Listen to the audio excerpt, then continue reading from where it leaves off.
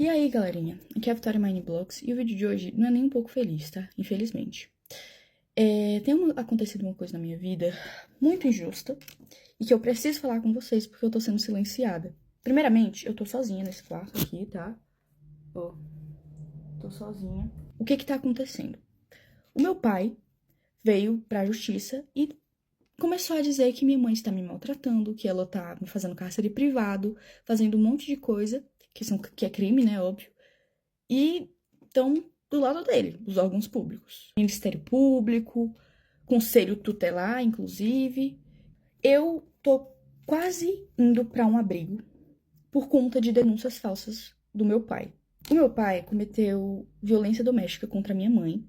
E isso foi 1% das coisas que ele já fez. E comigo também, ele cometeu diversos abusos. Quando eu tinha 11 anos de idade, meu pai me colocou sem roupa na frente dele. E eu já tinha corpo, já tinha seios, e ele me colocou com pelada na frente dele, com 11 anos de idade, tá? E ele me obrigou a ficar sem roupa na frente dele. E eu tentava tampar, né? Porque eu tava me sentindo extremamente desconfortável e mal. Eu tava chorando, pedindo pra ele, eu tava implorando pra ele deixar eu me vestir e deixar eu me tampar. E ele começou a gritar, dizendo que ele não era pra mim tampar e que era pra mim soltar a mão. Uma criança de 11 anos de idade. E isso foi pouco, perto de tudo que ele já fez. Eu cresci vendo meu pai tentando matar minha mãe. Eu cresci vendo meu pai maltratar minha mãe. E antes que alguém pergunte, por que sua mãe demorou 12 anos para se separar do seu pai? Porque ele ameaçava matar os meus avós, que são os pais da minha mãe. Muita coisa aconteceu enquanto a minha mãe trabalhava. Ele ficava trazendo um monte de pessoas pra dentro de casa. Eu ficava sozinha com ele e ele trazia uns amigos dele pra dentro de casa com uma criança menina dentro de casa. E ele já chegou a quebrar computadores no soco. Ele já chegou a quebrar muitas coisas. Ele quebrava prato, quebrava um monte de coisa. Vidro, pote, ele quebrava tudo tacando na parede, querendo causar medo em mim, na minha mãe.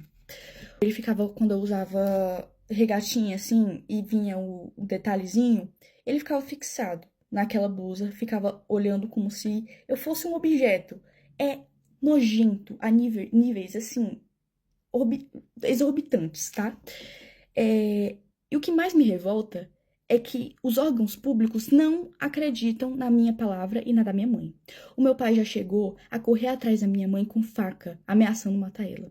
Ele já chegou a chegar na minha frente, isso tudo na minha frente. Ele colocava eu e minha mãe no carro e começava a correr em velocidade muito rápida para causar medo. E ele já chegou a quase bater várias vezes o carro, tá? Então, assim, ele tá denunciando a minha mãe, dizendo que ela tá me maltratando, que ela é uma péssima pessoa, uma péssima mãe. Sendo que tudo que ele tá denunciando a minha mãe é coisas que ele fez. Porque ele cometeu os crimes. Ele que me abusou. Ele que me colocava contra a minha mãe, tá? Ele falava que a minha mãe não gostava de mim. Ele falava pra mim que a minha mãe, ela não se importava comigo. Sendo que a minha mãe morreria por mim, tá bom? A minha mãe faria de tudo, e ela faz de tudo por mim. Porque desde que eles se separaram, muita coisa aconteceu. Eu entrei em crises que eu tive que ser internada em hospitais psiquiátricos, tá? Eu tive que ser internada em clínicas porque eu tava tentando contra a minha própria vida. Eu tenho ideações suicidas por causa que o meu pai falava assim pra minha mãe: eu vou te enlouquecer até você se matar. Como eu disse, eu tive muitas crises. De todos os traumas que ele me deixou, não tinha como eu não agir diferente. Me desculpa, mas eu não conseguiria não ter crises. Eu tenho crise de pânico, eu não consigo sair de casa, eu não consigo ir pra escola, porque a gente tem medida protetiva contra ele, e ele infringiu elas. Ele veio aqui em casa, ele tá de tornozeleira eletrônica, mas ele passa na frente da minha casa. E a justiça não age. Ninguém tá acreditando no meu lado. Eu fui ouvida uma vez. E nessa vez, ainda banalizaram o que eu passei.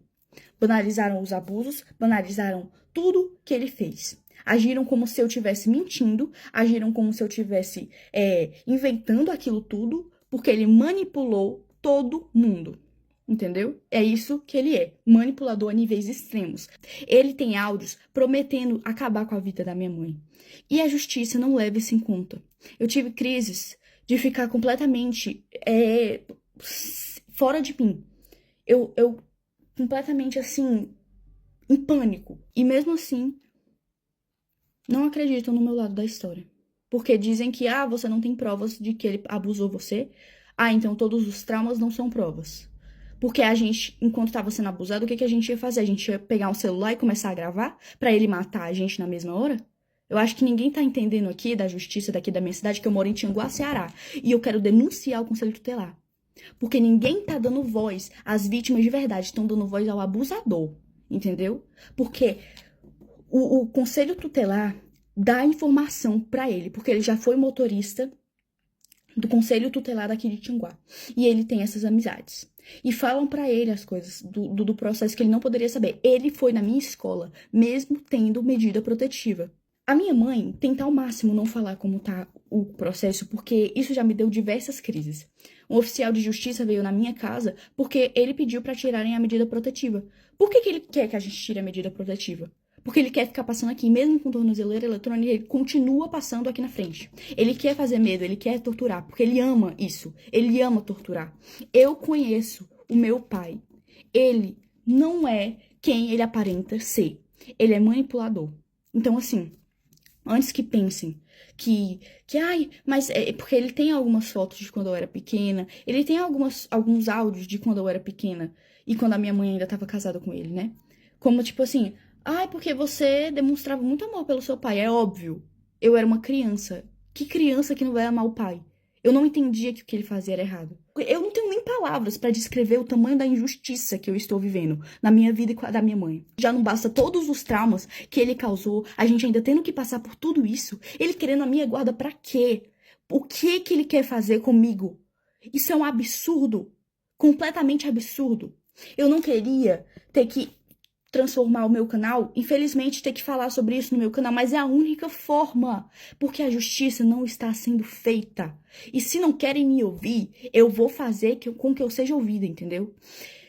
Então, assim, saiba, Conselho Tutelar e Ministério Público, que o que vocês estão fazendo é um absurdo. Vocês não estão acreditando na versão da vítima. Vocês estão preferindo escutar um abusador.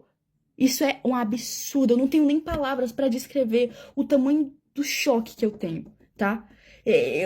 Tudo que ele tá denunciando, o cárcere privado, maus tratos, era tudo isso que ele fazia. Era exatamente isso que ele cometia. Ele proibiu eu e minha mãe de a gente de sair de casa. A gente não podia sair de casa. E se saísse, ele surtava e quebrava as coisas. Tô cansada de ter que viver com medo, porque eu tenho medo de sair de casa. Eu sinto como se ele estivesse me vigiando. Eu não tô indo pra escola, eu tô tendo que estudar em casa, porque eu tenho medo.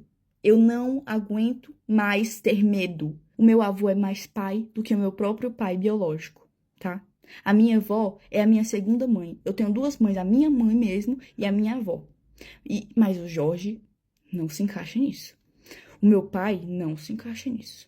Ele não é família. Ele só é genitor. Mas ele não é família. Ele não é um pai de verdade. Porque um pai que ama não faz as coisas horrendas que ele fez. Então eu venho aqui pedir justiça, tá? Porque eu não aguento mais não ser ouvida. E eu quero pedir perdão se isso causou gatilho pra alguém, mas é o que tá acontecendo. Eu não posso esconder mais isso. Porque vocês me acompanharam desde que eu tinha 8 anos, então vocês merecem saber.